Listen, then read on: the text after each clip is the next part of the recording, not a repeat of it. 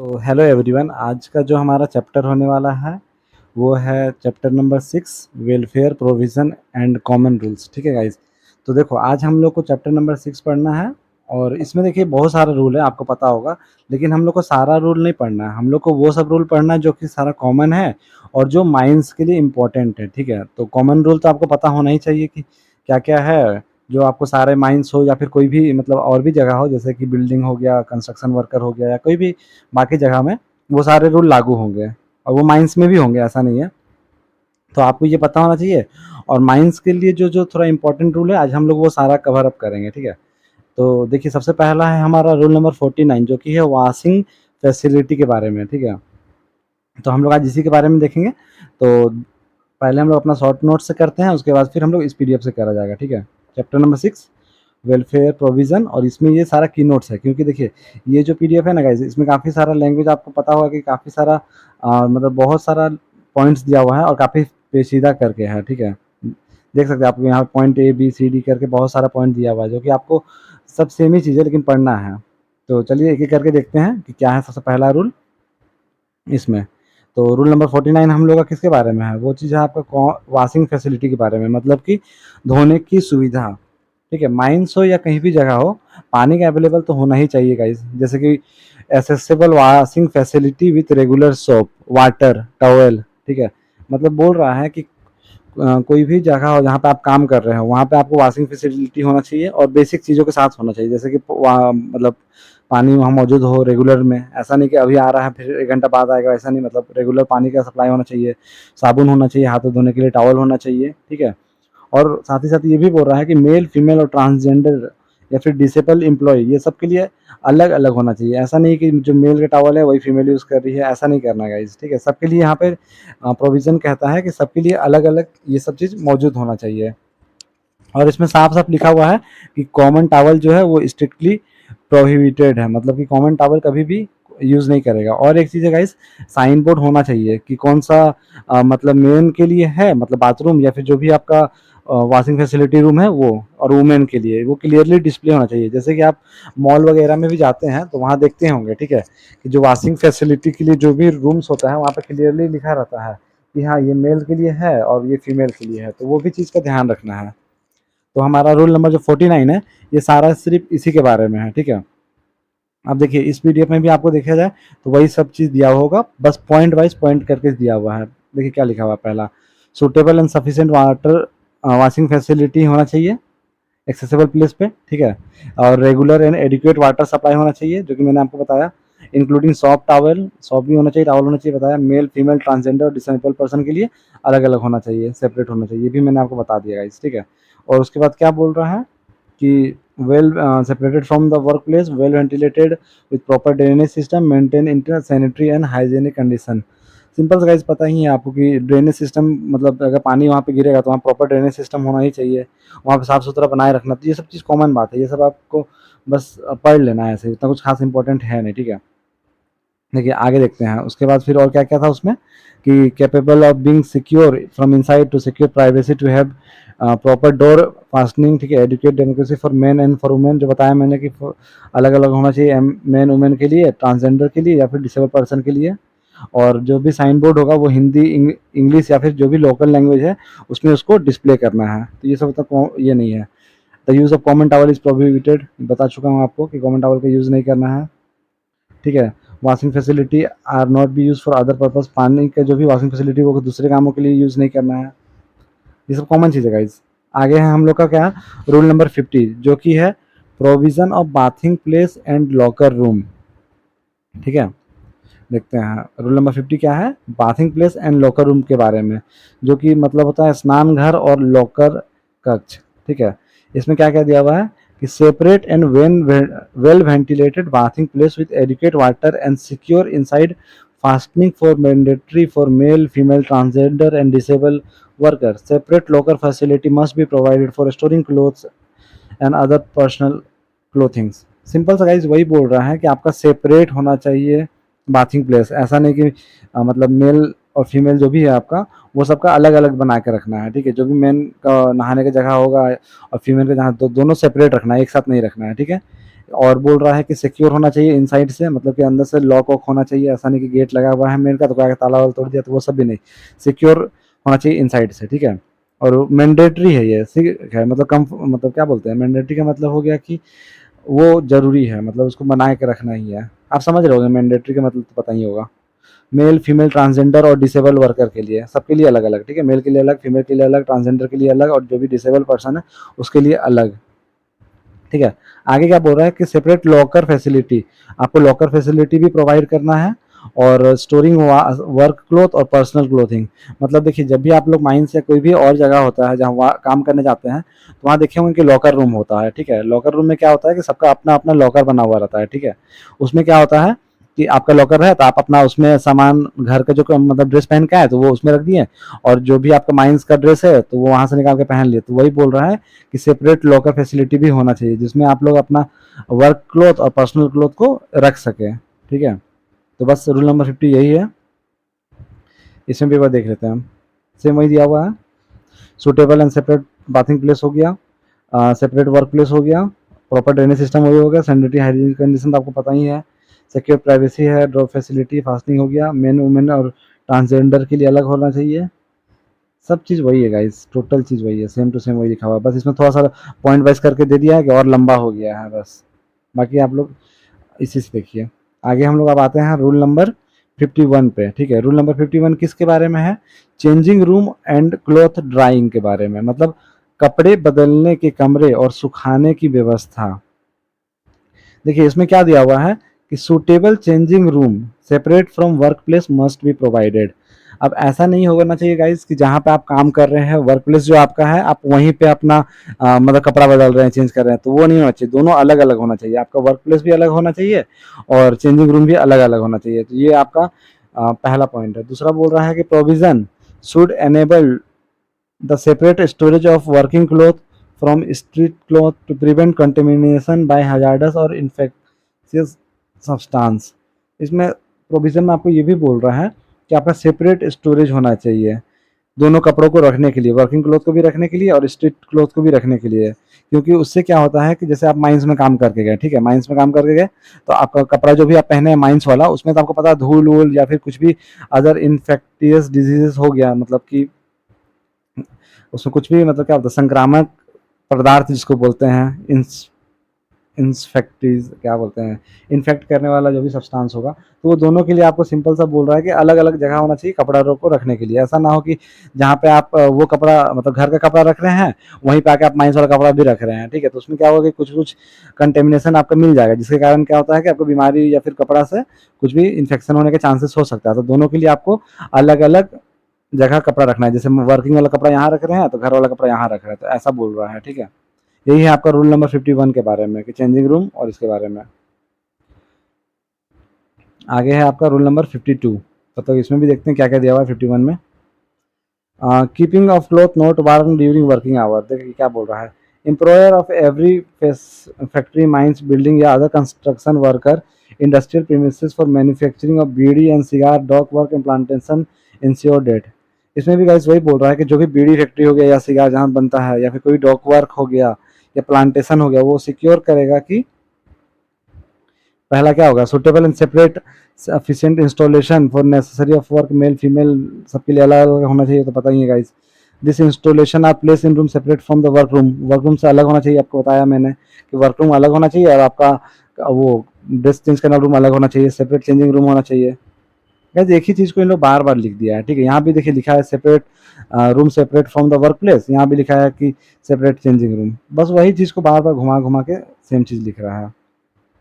तो बस वही देख लीजिए, यहाँ पे लिखा हुआ है individual locker with adequate size and with adequate ventilation. जो भी आपका लॉकर रूम होगा वो एडिक्वेट, मतलब एक ऐसा नहीं हो कि बहुत छोटा सा हो या फिर बहुत बड़ा हो, ऐसा भी नहीं, मतलब एक प्रॉपर साइज का होना चाहिए और वहाँ प्रॉपर वेंटिलेशन होना चाहिए, ठीक है। बस वही बोल रहा है। Benches and suitable sitting arrangement वहाँ प्रोवाइड होना चाहिए, बस वही है। रूल नंबर 52 देखते हैं, ठीक है। 52 क्या चीज़ के बारे में है, वो है हमारा सिटिंग अरेंजमेंट के बारे में। सिटिंग अरेंजमेंट का मतलब होता है बैठने की व्यवस्था। माइंस में देखते होंगे आप कि मजदूर सब जब बहुत ज़्यादा मतलब अपना शिफ्ट काम करता थक जाता है तो उन लोगों को बैठने के लिए उसको जगह बनाया हुआ रहता है, ठीक है, जहाँ पे वो थोड़ा देर रेस्ट करता है फिर वापस काम करता है, तो बस उसी के बारे में है। क्या लिखा हुआ है पढ़ लेते हैं। फैक्ट्री ठीक है, फैक्ट्री हो गया, माइंस हो गया, या डॉक वर्क हो गया। डॉक वर्क का मतलब जहाँ पे शिप विप आता है तो उस जगह का बात होता है, डॉक प्लेस बोलते हैं उसको। तो factory, mines, dock work, comfortable and adequate seating must be provided for employees. बोल रहा है कि कंफर्टेबल एंड एडुकेट मतलब कि जहाँ पे आप बैठे वहाँ पर्याप्त और आरामदायक बैठने की व्यवस्था होनी चाहिए। ऐसा ना हो कि ज़मीन पे बैठ गए या फिर कहीं भी मतलब जहाँ पत्थर-वत्थर है वहाँ बैठ गए तो वहाँ से आपको दिक्कत होगा ना। तो वो उस जगह पे वैसा नहीं करना है। आपको जहाँ भी मतलब कंफर्टेबल और एडुकेट सिटिंग रूम आपको देना है वर्कर लोग के लिए, ठीक है? जो कि आपका काम कर रहे हैं खड़े-खड़े लंबे समय के लिए, ठीक है? उनको देना चाहिए रेस्ट रूम। और क्या बोल रहा है, whenever possible without affecting their duties. अब ऐसा नहीं कि काम के दौरान वो जाके बैठ गया, ऐसा भी नहीं करना। जब भी आपका पॉसिबल हो मतलब काम नहीं चल रहा हो तो वर्कर सब जाके थोड़ा देर वहाँ आराम कर सकें, जिससे उनका काम भी अफेक्ट ना हो और उनका एफिशिएंसी भी बढ़ जाए।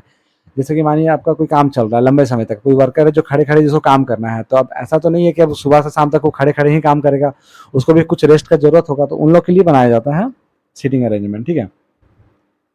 तो इसमें वैसा कुछ ज़्यादा खास नहीं है, बस आपको ये चीज़ समझना है कि इसमें बस एक ही पॉइंट है जो आपको थोड़ा ध्यान रखना है कि उसको पॉसिबल कब होगा, जब विदाउट अफेक्टिंग ड्यूटीज़ मतलब कि वो रेस्ट करेंगे बिना ड्यूटी को अफेक्ट किए हुए। बस यही चीज़ थोड़ा ध्यान रखिएगा, जो कि ऐसा होता नहीं है गाइस, जब भी आप मौका मिलता है आदमी लोग आराम तो कर ही लेता है। आगे देखिए क्या चीज़ दिया हुआ है, कैंटीन की सुविधा, रूल नंबर 53 जो है हमारा। इसमें क्या बोल रहा है कि एस्टेब्लिशमेंट एम्प्लॉइंग 100 और मोर वर्कर, ठीक है, including contract level, must provide a clean canteen operating on a no profit no loss basis. Simple सा गाइस, इसमें ये कह रहा है कि जहाँ भी 100 या 100 से ज़्यादा कॉन्ट्रैक्ट लेबर काम कर रहे हो या फिर कोई भी वर्कर काम कर रहे हो, वहाँ पे एक साफ सुथरा कैंटीन मौजूद होना चाहिए, जिसको नो प्रॉफिट नो लॉस के बेसिस पे रन करना चाहिए। अब ऐसा नहीं है कि कैंटीन खोला है माइंस के अंदर जहाँ 100 से ज़्यादा वर्कर है, तो वहाँ 10 रुपये का समोसा 20 रुपये में बेच रहा है, वैसा बिजनेस के लिए नहीं खोलना है। वो सब जगह में अगर खुले तो नो प्रॉफिट नो लॉसेस के बेसिस में खुले, ठीक है? जैसे कि आप अगर 10 रुपये लग रहा है कॉस्ट उसका मैन्युफैक्चरिंग कॉस्ट, तो आप उसको 10 रुपये में ही बेचें, समझे? तो बस वही चीज़ बोल रहा है कैंटीन फैसिलिटी का पहला पॉइंट कि 100 या 100 से ज़्यादा वर्कर, ये डाटा इंपॉर्टेंट है गाइज, ठीक है? और ये नो लॉस नो प्रॉफिट जो है ये भी इंपॉर्टेंट है, तो ये चीज़ आप थोड़ा ध्यान रखिएगा कि जहाँ भी कैंटीन फैसिलिटी होगा तो वहाँ पे कितना मिनिमम एम्प्लॉय होना चाहिए, 100 या 100 से ज़्यादा, ठीक है? 100 से कम नहीं होना चाहिए, ठीक है, कैंटीन फैसिलिटी के लिए। और उसमें इंक्लूडिंग होंगे कॉन्ट्रैक्ट लेबर भी। ऐसा नहीं कि कॉन्ट्रैक्ट लेबर है तो उसको आप काउंट नहीं करिए, कॉन्ट्रैक्ट लेबर प्लस जितना अदर वर्कर होंगे वो सारा इंक्लूडेड रहता है इसमें, ठीक है? और ये किस बेसिस पे काम करता है, नो प्रॉफिट नो लॉस के बेसिस पे। ये दो क्वेश्चन है जो इससे अगर आना हो तो आ सकता है, बाकी उसका कुछ इंपॉर्टेंट अभी तक आया नहीं है। आगे क्या बोल रहा है, इस it must feature separate dining section for women and disable individual. मतलब जो भी आपके खाने का जगह होगा वो अलग होगा, वुमेन्स के लिए मतलब औरतों के मतलब लेडीज लोग के लिए, और जो भी डिसेबल पर्सन है उन लोग के लिए। तो ऐसा नहीं है कि जहाँ पे आदमी खा रहा है वहीं पे औरत लोग भी खा रही है, वहीं पे डिसेबल लोग खा रहा है, ऐसा नहीं करना है। सबके लिए यहाँ बोल रहा है नियम कि सबके लिए अलग अलग व्यवस्था बनाना है, ठीक है?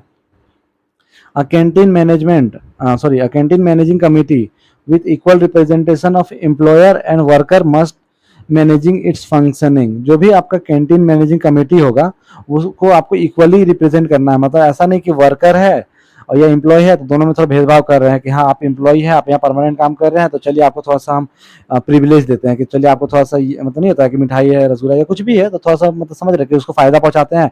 ये लोग तो वर्कर, इन लोग तो कुछ भी खा लेगा, तो ऐसा नहीं करना। आपको जो भी आप कमेटी है आपको इक्वल रिप्रेजेंटेशन दिखाना, मतलब दोनों को बराबर नज़र में देखना है, ठीक है? तो ये चीज़ है, ये तो कॉमन है गाइज, ये होना भी चाहिए कि भेदभाव नहीं करना चाहिए, सिंपल सा लैंग्वेज में है। आगे है आपका रूल नंबर 54 जो कि किसके बारे में है, अरे यार कहाँ चला गया, हाँ आगे है रूल नंबर 54 जो कि first aid and medical appliances के बारे में, ठीक है?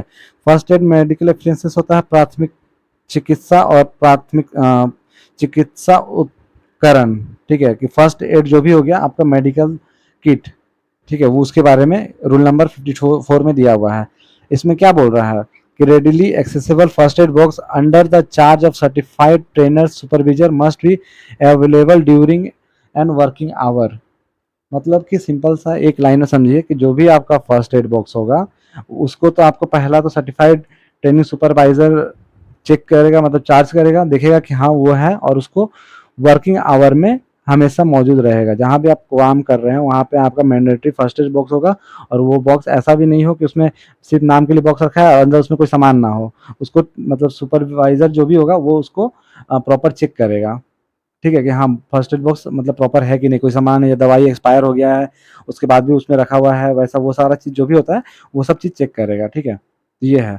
और एक पॉइंट जो इम्पोर्टेंट है इसमें वो क्या है, at least 33% of total worker must be train in first aid procedure. मतलब कि जो भी आपका वर्क, मतलब मानिए 100 वर्कर आपके माइंस में काम कर रहे हैं, ठीक है, तो कह रहा है 100 वर्कर में से 33 वर्कर जो होंगे आपके, ठीक है, उनको प्रॉपर ट्रेनिंग दिया जाएगा फर्स्ट एड बॉक्स का यूज़ करने के लिए। जैसे माइंस में कभी भी किसी को चोट लग गया, ठीक है, तो 33 वर्कर माइंस में ऐसे होने चाहिए मिनिमम, जिनको फर्स्ट एड बॉक्स का प्रॉपर आता हो। आपको अगर कट गया तो वहाँ फर्स्ट एड बॉक्स लगाना है या फिर कौन सा दवा लगाना है या जो भी है प्रोसेस, वो आना चाहिए 33% ऑफ द टोटल वर्कर को। समझ गए? ये इंपॉर्टेंट डाटा है गाइज, एग्जाम में पूछ सकता है कभी कि अगर माइंस में आपके जैसे 200 वर्कर काम कर रहे हैं, ठीक है, तो कितने नंबर ऑफ वर्कर को फर्स्ट एड या फिर जो भी होता है फर्स्ट एड बॉक्स को प्रॉपर यूज करने का ट्रेनिंग मिलना चाहिए, आना चाहिए, ठीक है। तो आप समझ जाइए 200 है तो 200 का 33% कितना होगा, 66। तो यही चीज़ है गाइस, ये थोड़ा सा आप मतलब जनरल क्वेश्चन है तो ये चीज़ ध्यान रखिएगा डाटा वाला। मेन है ना कि जो डाटा वाला क्वेश्चन है वो इंपॉर्टेंट इसलिए भी होता है कि डायरेक्ट एमसीक्यू में एक नंबर का उठा सकता है कि 25%, 30%, 40%। तो ये सब चीज़ थोड़ा सा ध्यान रखिएगा। आगे क्या बोल रहा है, detail notice with contact number of nearby hospital must be display. जैसे कि आपका जो भी नोटिस बोर्ड होगा या फिर जहाँ पे आपका काम कर रहे हो वहाँ पे आपका बगल के अस्पताल का कॉन्टैक्ट नंबर देना मतलब मैंडेटरी है कि वहाँ पे डिस्प्ले होना चाहिए कि बगल में ये हॉस्पिटल है, इसका एम्बुलेंस नंबर ये है आपका वहाँ का कॉन्टैक्ट नंबर, ये है डॉक्टर नंबर। तो वो सारा चीज़ आपको डिस्प्ले नोटिस बोर्ड में आपको दिखाना होगा, ठीक है। तो उसी के बारे में है, display notice and contact number of nearby hospital must be display, ठीक है। आगे क्या बोल रहा है, special underground and open cast first aid station are mandatory for mines. ये इंपॉर्टेंट है गाइस। क्या बोल रहा है कि जो भी आपका अंडरग्राउंड या ओपन कास्ट माइंस होगा वहाँ पे नेसेसरी है कि फर्स्ट एड स्टेशन बना हुआ हो, कि इन केस अगर माइंस, तो आपको पता है कितना रिस्की जॉब है। अगर कभी भी आपको माइंस में एक्सीडेंट हो जाता है या कुछ भी घटना हो जाता है तो वहाँ पे फर्स्ट एड स्टेशन होना चाहिए जहाँ पे लोगों को तुरंत ले जाके उसका प्राथमिक जो होता है ना प्राथमिक इलाज दिया जा सके। तो आपका 53, 54 इसी के बारे में एक बार उसमें भी देख लेते हैं पीडीएफ में कि कुछ अलग है क्या। 53 नंबर में क्या है कि प्रोविजन ऑफ कैंटीन, ठीक है, प्रोविजन ऑफ कैंटीन के बारे में है 53 नंबर। 53 नंबर में हम लोग देखते हैं कि कैंटीन का क्या क्या प्रोविजन है, और वही सब सारा पॉइंट दिया हुआ है कि आपका स्टेबलाइज हो 100 वर्कर या एक से ज़्यादा वर्कर हो तो वहाँ पे आपका कैंटीन की सुविधा होना चाहिए। दिस एट गाइस सब हमको लग रहा है सेम ही है, आप लोग एक बार खुद से इसको पढ़ लीजिएगा ना तो ज़्यादा अच्छा होगा। यहाँ पे तो हम बता ही दिए हैं, तो इस तरह टाइम वेस्ट नहीं होगा। आगे हम आपको जो इंपॉर्टेंट होगा वो सब थोड़ा सा दिखा देते हैं, ठीक है। बाकी सब आपका सिंपल सा वही सब चीज़ है, तो वो सब आप ऐसे भी देख सकते हैं। जैसे कोई कोई पॉइंट है जो उसमें नहीं है, ठीक है, क्योंकि वो इतना इंपॉर्टेंट नहीं है तो हम आपको इसमें दिखा देते हैं एक बार कि कैंटीन जो होगा वो सिचुएटेड होगा अप्रोप्रिएट डिस्टेंस फ्रॉम लैटरिन से, यूरेन से, या process from avoid dust smoke और ऑब्सियस फ्यूम्स। मतलब जो भी कैंटीन आपका माइंस में होगा, ठीक है, वो आपको कॉमन सा चीज़ है यार, जहाँ पे लैटरिन होगा, लैटरिन रूम होगा या फिर टॉयलेट रूम होगा या फिर कहीं भी डस्ट स्मोक जहाँ माइंस का उड़ रहा हो जहाँ पे आपका रखा हुआ, उसे थोड़ा दूर ही बनाया जाएगा। तो ये सब कॉमन चीज़ है, ये आपको वैसे भी पता है और ये होना चाहिए। कैंटीन में आपका एंट्री और एग्जिट होगा, सेपरेट डोर होगा एंट्री के लिए एग्जिट के लिए। ये सब कोई बताने वाला चीज़ तो नहीं है, ये सब कॉमन सा चीज़ है, पता ही होगा आपको। एग्जाम में से क्या ही क्वेश्चन बनेगा, ये सब नॉर्मल चीज़ है जो आपको जनरल लाइफ में भी यूज़ करते हैं तो आपको पता ही होगा। और क्या क्या कुछ दिया हुआ है क्या, डाइनिंग हॉल जो होगा सेपरेट होगा, hazardous containment food from it is वही है, सेम सेम सेम सेम सब चीज़ सेम दिया हुआ है। वॉशिंग प्लेस जो मेल फीमेल का होगा वो सारा अलग अलग होगा, इसमें भी सेपरेट और सिक्योर होगा, प्राइवेसी मेंटेन होगा, storage and handling of food. वैसा कुछ तो और इम्पोर्टेंट नहीं है, ठीक है। आगे देखते हैं आगे रूल नंबर हमारा और क्या बता रहा है। रूल नंबर 54 जो था आपका first aid and medical appliances के बारे में मैंने बता दिया है जो इंपॉर्टेंट पॉइंट था, ठीक है। और इसमें हाँ एक दो चीज़ और था जो इंपॉर्टेंट है, अब हम लोग यहाँ पे देख लेते हैं। देखिए the number of first aid box has to increase if the employer is more than 200 in department और सेक्शन। कह रहा है कि अगर किसी मतलब जहाँ पे काम हो रहा है डिपार्टमेंट या सेक्शन में अगर 200 से ज़्यादा एम्प्लॉय काम कर रहे हैं, ठीक है, तो वहाँ पे number of first aid box होगा उसको बढ़ा दिया जाएगा, ठीक है। और आगे क्या बोल रहा है कि the illustrative list of content of every first aid box और cupboard is annexure 1 and employer must add items as per requirement. Annexure 1 में आपका किसके बारे में है? फर्स्ट एड बॉक्स के बारे में है। जो भी आपका लिस्ट ऑफ कंटेंट होता है फर्स्ट एड बॉक्स के बारे में, उसके बारे में है। इसमें वही 33% वाला डाटा देख रहे थे कि वो वाला कहाँ पे है। बाकी सब तो ये सब क्वेश्चन कॉमन ही है, उतना इम्पोर्टेंट है नहीं। आगे और क्या है आपका? देखिए इसका इसमें बहुत सारा चीज़ दिया हुआ है, लेकिन जो हम लोग का काम का है भी नहीं, ठीक है, वो सब भी इसमें डाल दिया हुआ है कि पढ़ना है, तो इसीलिए हम आप लोग के लिए थोड़ा सेपरेट कर लिए हैं, ठीक है, क्योंकि आपके पास पीडीएफ तो होगा ही सबके पास। तो अगर आपको मन करे तो पीडीएफ से पढ़ लीजिएगा, और अगर कोई डाउट होगा ना तो आप लोग डायरेक्टली हमसे पूछ लीजिएगा, ठीक है, कि क्या है। चलिए ठीक है, तो हमारा अभी तक का 53 54 रूल नंबर अभी तक कंप्लीट हो चुका है। अब आते हैं हम लोग अपना रूल नंबर 55 में, जो कि किसके बारे में है? एम्बुलेंस रूम के बारे में है, ठीक है, एम्बुलेंस रूम के बारे में है रूल नंबर हमारा 55। क्या दिया हुआ है कि mandated for factory mines and construction site with over 500 worker. जहाँ भी 500 से ज़्यादा वर्कर काम कर रहे हो, आइदर वो माइंस हो, फैक्ट्री हो, या कोई भी कंस्ट्रक्शन साइट हो, वहाँ पे आपको एम्बुलेंस रूम नेसेसरी है कि वहाँ पे हो। एम्बुलेंस रूम, एम्बुलेंस रूम का मतलब समझिए कि मेडिकल रूम ही टाइप का होता है। और उसमें क्या होता है कि जो भी आपका डॉक्टर होते हैं, ठीक है, क्वालिफाइड मेडिकल प्रैक्टिशनर जो भी होते हैं, वो आपका वर्किंग आवर मतलब फुल टाइम के लिए अवेलेबल होते हैं। जो भी, जैसे मानिए एक मेडिकल रूम 24 घंटा वहाँ पे काम चल रहा है, कंस्ट्रक्शन साइट है 24 आवर काम कर रहा है, तो आप वहाँ पे 6-6 आवर का अगर शिफ्ट चल रहा है तो 4 डॉक्टर वहाँ मौजूद होंगे अपने अपने शिफ्ट के अकॉर्डिंग, ठीक है, तो फुल टाइम हो गया ना। तो वही बोल रहा है कि जो भी आपका जहाँ 500 से ज़्यादा वर्कर हो, वहाँ पे आपका एम्बुलेंस रूम होना चाहिए, क्योंकि वहाँ एक्सीडेंट होगा तो मतलब बहुत रिस्क हो जाएगा ना, तो वहाँ पे एक इमीडिएट आपका डॉक्टर रहेगा तो चलिए आपका जान बचने का चांसेस होगा, ठीक है। और साथ ही साथ ऐसा नहीं कि सिर्फ मेडिकल प्रैक्टिशनर ही होना चाहिए, साथ ही साथ आपको वहाँ पर रजिस्टर्ड नर्सिंग स्टाफ भी होना चाहिए, ठीक है। रजिस्टर्ड नर्सिंग स्टाफ का मतलब हो गया कि जितना नंबर में आपका नर्सिंग स्टाफ की जरूरत है, जैसे 500 वर्कर काम कर रहा है, ठीक है, तो एग्जाम्पल के लिए मैं बता रहा हूँ, तो 10 नर्स या फिर जो भी हो वहाँ पे अवेलेबल होने चाहिए, और साथ ही साथ मेडिकल प्रैक्टिशनर भी अवेलेबल होने चाहिए, तो वही है। आगे क्या बोल रहा है? Emergency lighting and drenching shower are required. देखिए लाइट तो आपको पता ही है कि अगर जो भी इमरजेंसी लाइट है वहाँ पे आपका मौजूद होना चाहिए। मेडिकल रूम है, एम्बुलेंस रूम है, तो वहाँ ऐसा नहीं होगा कि आपका किसी का एक्सीडेंट हो गया और वहाँ लाइट ही नहीं है। आपको वहाँ पे किसी को ट्रीटमेंट देना है या टाका लगाना है और वहाँ पर रात का टाइम है और आपको लाइट ही नहीं है, तो ऐसा नहीं होना चाहिए। वहाँ पे आपको प्रॉपर लाइटिंग का फैसिलिटी होना चाहिए और ड्रेचिंग शावर होना चाहिए। ड्रेचिंग शावर का मतलब होता है गाइस, आपने देखा होगा कि बहुत जगह मतलब स्कूल स्कूल या कहीं भी कि इस टाइप का एक शावर रहता है, ठीक है। ड्रेचिंग शावर इसी को बोलते हैं, जैसे यहाँ पकड़ के नहाया जाता है, ठीक है, तो इस टाइप का एक शावर होता है, उसी को बोलते हैं ड्रेचिंग शावर, वो भी एम्बुलेंस रूम में होना चाहिए, ठीक है। आगे क्या बोल रहा है कि शेल्टर एंड रेस्ट रूम के बारे में। शेल्टर और रेस्ट रूम मतलब आश्रय और विश्राम कक्ष, ठीक है। क्या बोल रहा है? Require in factory and mines with more than 50 worker and motor transfer undertaking with light night halts. बोल रहा है जो भी आपका फैक्ट्री है या माइंस है जहाँ पे 50 से ज़्यादा वर्कर काम कर रहे हो, ठीक है, और मोटर ट्रांसपोर्ट चल रहा हो, वहाँ पे रात में रुकने के लिए एक शेल्टर या रेस्ट रूम बनाना आवश्यक है। जैसे कि मानिए मोटर ट्रांसपोर्ट का मतलब जो भी ड्राइवर वाइवर है वो नाइट शिफ्ट में ड्राइव कर रहे हैं, ठीक है, तो मानिए गाड़ी लेके आए हैं रात में, ठीक है, अब उनको रुकना है, रेस्ट करना है, तो उनके लिए एक प्रॉपर रेस्ट रूम तो होना ही चाहिए ना, तो वो चीज़ के बारे में है।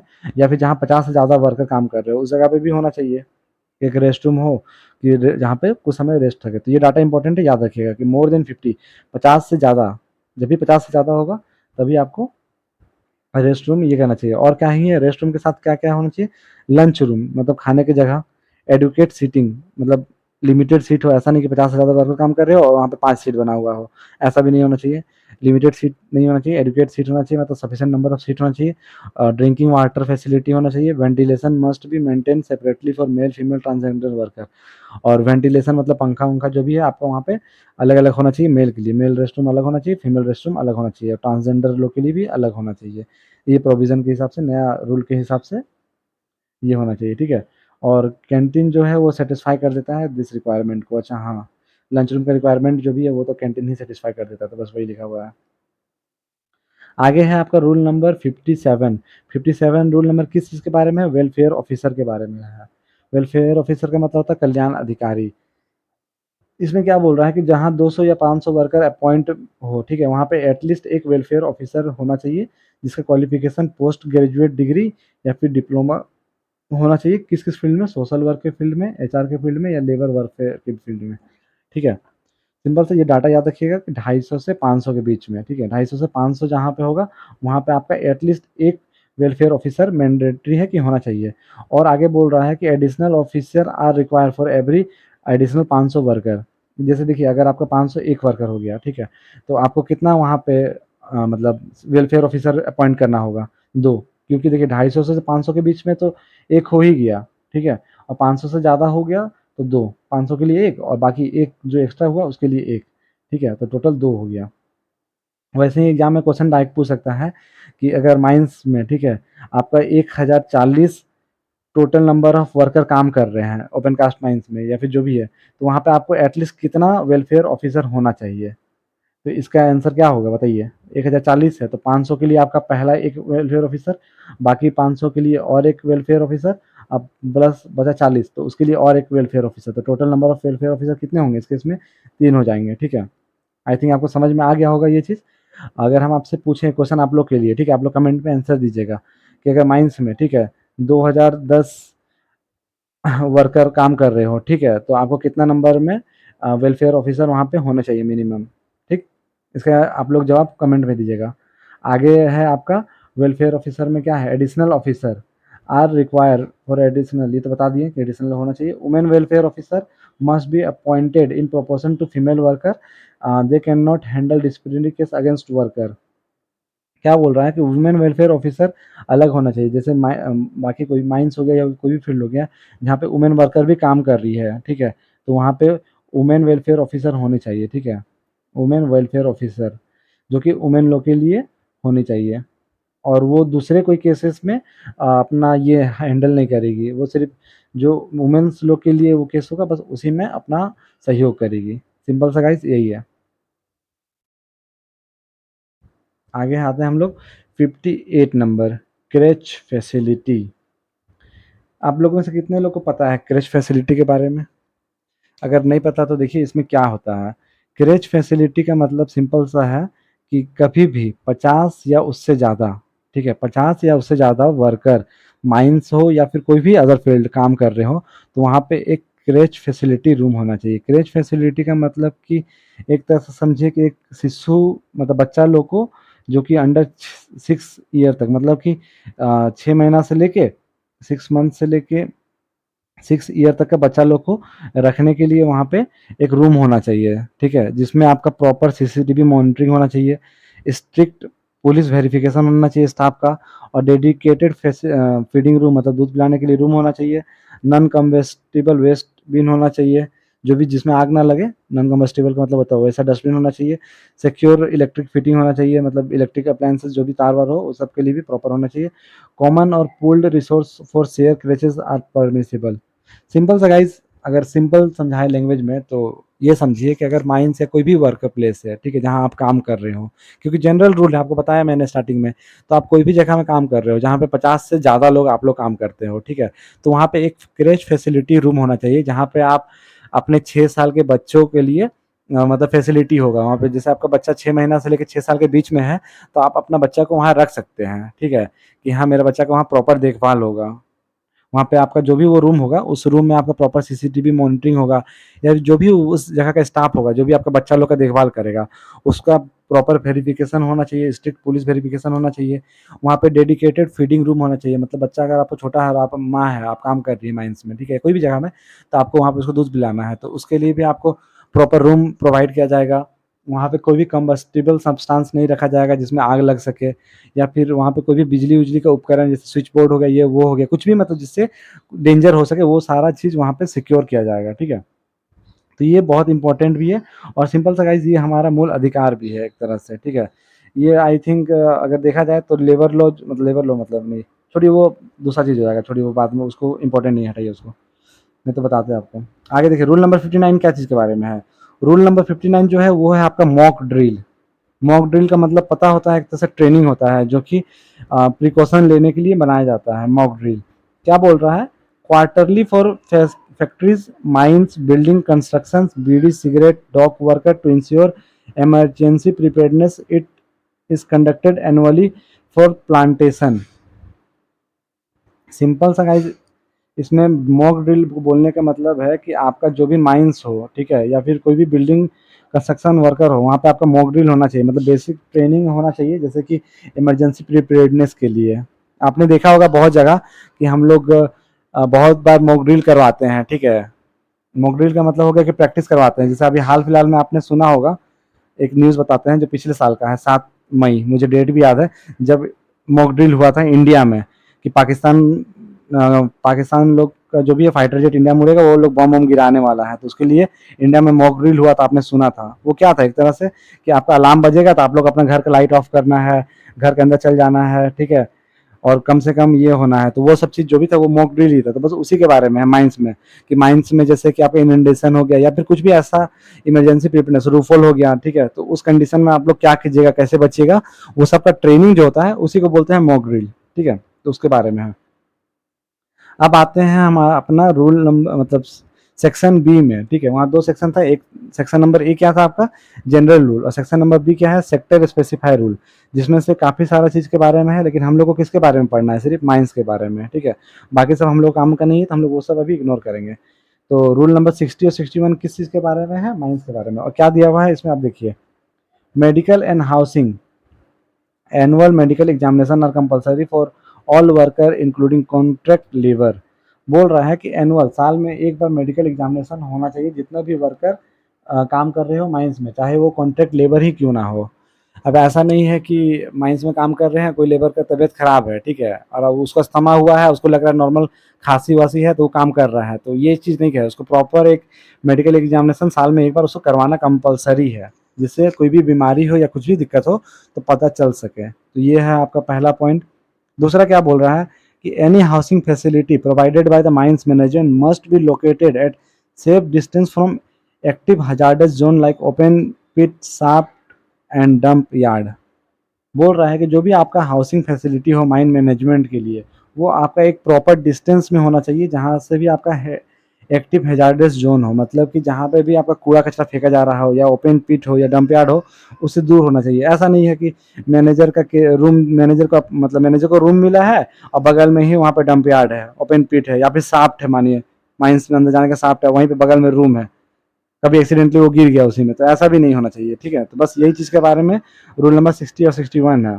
तो ये इंपॉर्टेंट है गाइस, तो इसको थोड़ा सा देख लीजिएगा। वैसे ज़्यादा कुछ है नहीं इसमें। आगे हम लोग चलते हैं हम लोग का आज का अपना लास्ट रूल के लिए, जो कि है आपका रूल नंबर 62 एंड 63। ये क्या चीज़ है, कंस्ट्रक्शन एंड ट्रांसपोर्ट के बारे में, निर्माण एंड परिवहन के बारे में, बिल्डिंग एम्प्लॉइंग, ठीक है।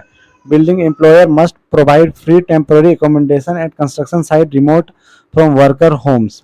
बोल रहा है कि जो भी आपका बिल्डिंग एम्प्लॉय होगा, जो भी एम्प्लॉय का बिल्डिंग होगा, वो आपका फ्री होगा, ठीक है। वहाँ पे रहने के लिए आप लोग को पैसा नहीं देना होगा। वो कंस्ट्रक्शन साइट जो होगा वो अलग होगा वर्किंग होम से, वर्कर लोग का अपना घर से, मतलब कि आपका कंस्ट्रक्शन साइट जो भी होगा वहीं पे आपका घर है, तो ऐसा नहीं कि वो दोनों एक ही जगह हो, ठीक है। आपका अपना घर अलग होगा और कंस्ट्रक्शन साइट में आपको अगर रूम मिला है तो वो अलग होगा, ठीक है। तो वो दोनों चीज आपका अलग अलग होगा। उसके बाद है आपका मोटर एंड ट्रांसपोर्ट फैसिलिटी के बारे में, ठीक है। Motor transport undertaking must set up operational health medical room with a full-time medical practitioner at operating center and halting station। Guys simple से इतना बोल रहा है इसका कि मोटर ट्रांसपोर्ट जो अंडरटेकिंग होता है ना, उसके लिए सेटअप होना चाहिए ऑक्यूपेशनल हेल्थ और मेडिकल रूम, ठीक है, जहाँ पे full time medical practitioner available हो आपका ऑपरेटिंग से सेंटर में और हॉल्टिंग स्टेशन में, सिंपल सा, ठीक है। तो ज़्यादा कुछ है नहीं इसमें, आप लोग एक बार देख लीजिएगा, ठीक है। अगर कुछ डाउट होगा तो आप लोग कमेंट कीजिएगा, मैं उसका जवाब दे दूंगा। और अगर पीडीएफ में देखा जाए तो एक बार हम देख लेते हैं कि कुछ इंपॉर्टेंट सब बता देते हैं। एम्बुलेंस रूम के लिए आपको बताया था, जहाँ 500 से ज़्यादा वर्कर काम कर रहे होंगे वहाँ एम्बुलेंस होना चाहिए। और वर्किंग आवर में आपका ड्यूरिंग वर्किंग आवर हमेशा एम्बुलेंस रूम ओपन होना चाहिए। और उसमें हॉस्पिटल में इमरजेंसी सर्विस भी आपका मौजूद होना चाहिए। हो गया इसमें।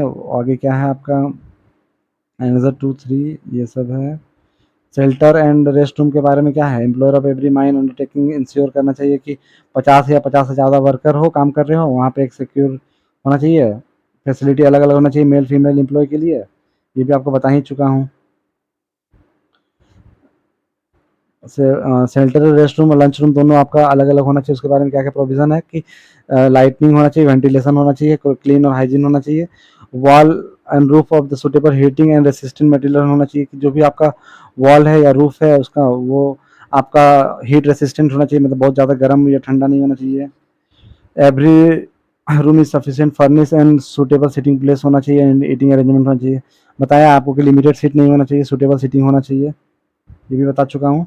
वेलफेयर ऑफिसर के बारे में भी बता चुका हूँ, जहाँ 250 या 500 वर्कर होंगे वहाँ पे एक सेफ्टी मतलब वेलफेयर ऑफिसर होगा, 500 ज़्यादा होगा तो फिर वहाँ एडिशनल एक और ऐड हो जाएगा।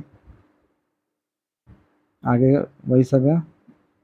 फिर रूल हो गया। ड्यूटीज़ ऑफ वेलफेयर ऑफिसर क्या क्या होगा, टू स्टेबलाइज ड्यूटीज़ क्या क्या होगा वेलफेयर ऑफिसर का, to stabilise conduct hold constitution viewing maintain harmonious relation between manager and worker. ठीक है, इसमें क्या बोल रहा है गाइज, एक चीज़ है कि ड्यूटीज़ है, थोड़ा सा देख लीजिए इसको भी क्या क्या दिया हुआ है, ज़्यादा कुछ है नहीं।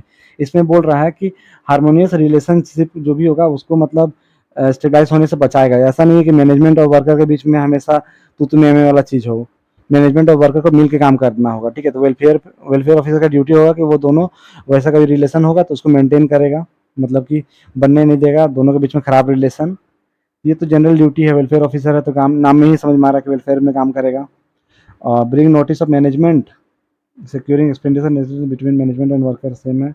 Study and understand point and view of worker in order to help the management to shape and formulate labor policies, interpret policies in the worker in the language they can understand।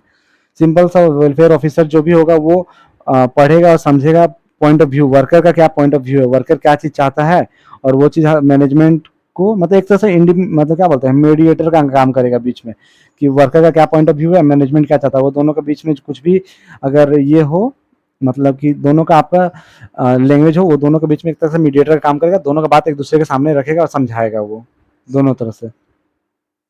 Simple सा चीज़ है guys, ये सब तो आपको ऐसे भी general knowledge की चीज़ें पता होना चाहिए। एग्जाम में ये सबसे कोई क्वेश्चन बनेगा नहीं, क्योंकि कोई पॉइंट वाला चीज़ है नहीं। क्रेच रूल आपको बताया कि जहाँ भी आपका 50 से ज़्यादा वर्कर हो वहाँ पे आपका क्रेच रूल होना चाहिए, जो कि आपका under the 6 year age of employ है, मतलब कि जो भी बच्चा होगा आपका वो 6 साल से कम उम्र का बच्चा लोग के लिए होना चाहिए, उससे बड़ा बच्चा है तो उसके लिए नहीं है। तो ये एक पॉइंट हो गया। और क्रेच रूल जो भी होगा हाइजीन होना चाहिए, मेंटेन होना चाहिए, प्रॉपर क्लीननेस होना चाहिए, सारा चीज़ बताया हुआ। जो भी आपका attendance of all children taking in the morning time as well as time pickup time, मतलब जो भी बच्चा को होगा सुबह में अटेंडेंस बनेगा, शाम में भी अटेंडेंस बनेगा। और इलेक्ट्रिक स्विच प्लग ऑफ होगा। No child is left alone at any point in the class even during break, कोई भी बच्चों को अकेला नहीं छोड़ा जाएगा।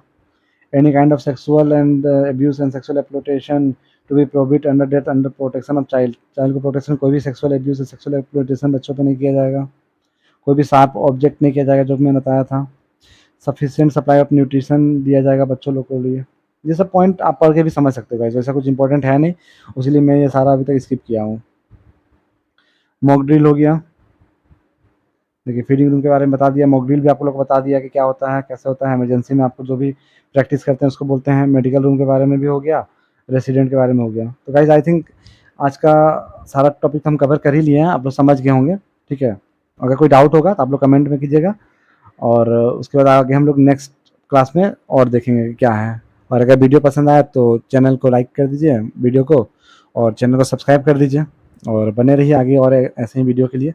अब हम लोग कल आगे पढ़ेंगे चैप्टर नंबर 7। ठीक है, अभी हम लोग का स्पीड अच्छा है, हम लोग आधा चैप्टर कल अप्रॉक्स पहुंच जाएंगे। टोटल आपको पता है कि 14 चैप्टर है, तो कल हम लोग हाफ चैप्टर तक अप्रॉक्स पहुंच जाएंगे। ठीक है, तब तक के लिए थैंक यू।